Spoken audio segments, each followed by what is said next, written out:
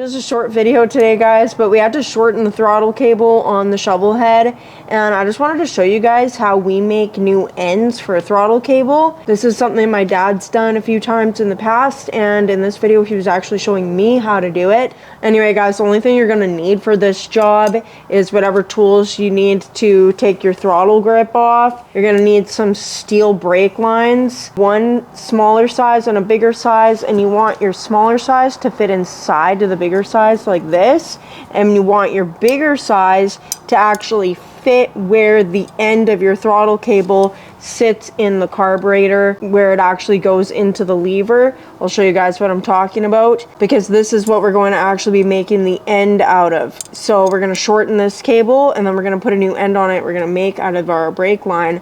And hopefully you guys find this helpful. It's definitely helpful if you're in need of a fix for your throttle cable real quick, and everything that we're using is stuff that either you or one of your friends should have available in their garage, or you should be able to find at a parts shop. But this video is actually filmed in the vertical position. I thought I was going to make a short out of this, but then when I was editing it, I realized that there was too much information.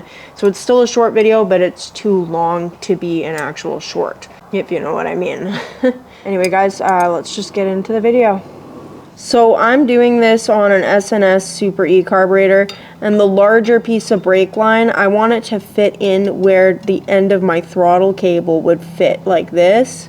So you can see the end that we made right here, and it's fitting exactly the way that the end we cut off of our cable fit. And when you put your new end into the lever on the carburetor, you want to make sure that the end that you cleaned up, that's flush with your piece of brake line, that's the side that's facing in towards the carburetor, because you don't have very much clearance there. You want to make sure it's not getting hung up. It doesn't really matter if you've got a little bit of extra cable or material or whatever on this end here, because there's nowhere for it to get hung up on. Okay, guys, before we get too far into this video, I just want to put out a little disclaimer and let you all know that this little fix or project, repair, whatever we're doing here, is not something I would do on anything other than a throttle cable. I would not recommend doing this on a brake cable or a clutch cable. They just have too much load going on to them, and they're things that you want to be very strong. You don't want to lose your brake or your clutch. Throttle, it does not end up having so much load on it, and this is definitely strong enough to withstand any kind of force you're going to be putting on your throttle. Okay, so now that we've got that out of the way, let's continue. Okay, guys, so this is going to be a voiceover video today, and hopefully you are all able to follow along with my explanation as we go through the process of making new ends for this throttle cable. So first things first is we're going to cut off our old end, and we're going to make sure that we save that for later, because we're going to need it for doing some measurements. And now we're going to take this measurement of the cable that's sticking out of the casing, and we're going to remember that number. Now we can pull the cable out of the casing. We want to get it out of our way because we're going to have to cut the casing, and we don't want to cut our cable in the wrong spot. That would be devastating. This is hardened steel, so you're going to want to use something like a die grinder or grinding disc of some sort. So we're cutting that off, and after we cut it off, we just make sure to clean up the end of it a little bit just so it's not all jaggedy. And then we are taking actually that fancy collar off the end we just cut off, and we're going to reuse that and pop it back onto the cable casing, because that's just going to make it look a whole lot better. So we're popping that back on. It might take some twisting, it might take a little bit of gentle persuasion, but it will go on. Trust me, you just you just got to be patient, guys. You know the process. So now we're just gonna twist and push our cable back through, because we cut the end, it might get hung up a little bit. It took us a couple tries here, but it finally did pop out the end, so there you go. And now we can put our grip back on, and we're gonna take that measurement from before, and we're gonna make a mark on our cable, because that's where we're gonna want to cut that. And now we're going to center punch our larger piece of brake line. And we want to make sure that when we drill this hole, we only go through one side. And we also want to make sure that this hole is going to be centered in the piece that we're making. So we want this to be a replication of the part that we cut off the end of our cable, so that it's going to have the hole the same distance from the end on either side. Now we're going to poke that cable through, and we're going to pull it up, and we're going to push our brake line all the way up to that mark we made on the cable before. And then we split this into 2 equal pieces, and we unwind it all the way up to the brake line. And now we're going to cut our brake line off.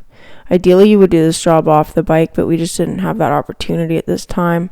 So now I'm comparing the hole on the end that we cut off the cable, and I'm comparing it to our brake line here. I'm going to make some marks. I might as well mark both pieces while I'm at it, and this is where I'm going to cut these pieces. So now we've got those off. We're going to take one end of that cable and we're going to loop it back through. You don't want these crisscrossing on the inside. And then we are going to take that smaller piece of brake line, and it's going to be tough, guys, but you can do it.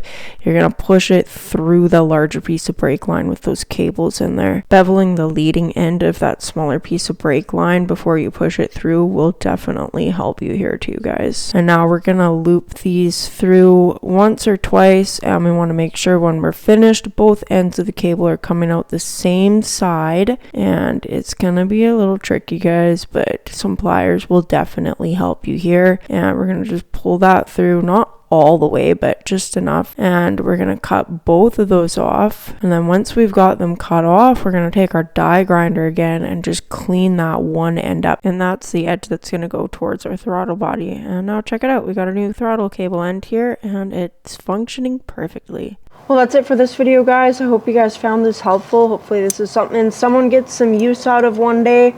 I figured it was worth sharing. And I thank you all for being here. And if you guys like what you see, or if you just like me, or even if you don't like me but you like my bikes, then like, comment, subscribe, and like always, I will catch you all on the flip side. Peace.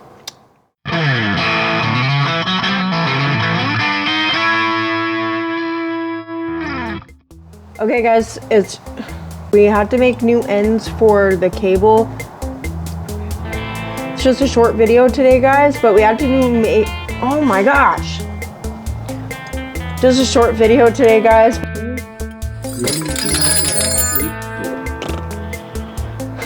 that out of there without stabbing me. This is like total fat people shoes. Soft and cloudy, and you have no work to put on. And I don't remember. And I was gonna say something else and I just can't remember.